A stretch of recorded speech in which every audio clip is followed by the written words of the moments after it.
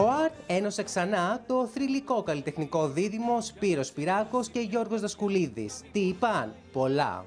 Παιδιά, έχω το πιο ιστορικό δίδυμο νυχτερινών σχημάτων. Είναι. Είναι.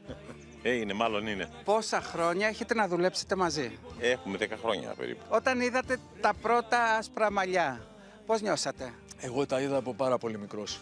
Τα είδα από τότε που ήμουν 20 χρόνων και αισθάνθηκα περίεργα. Λέω, από τώρα. Δεν μοιάζει λίγο τον Hugh Grant? Όταν ο κόσμος έρχεται, διασκεδάζει, πίνει, ανησυχείτε για το μετά? Έχει τύχει άπειρες φορές να παίρνουμε τα κλειδιά από πελάτες που βλέπαμε ότι είχαν πιει. Παίρναμε τα κλειδιά, ναι, δεν τα δίνανε παρακατώ. Τα απαγορεύαμε, φωνάζαμε ταξί και την άλλη μέρα αρχόντουσαν και πήραν τα αυτοκίνητά τους.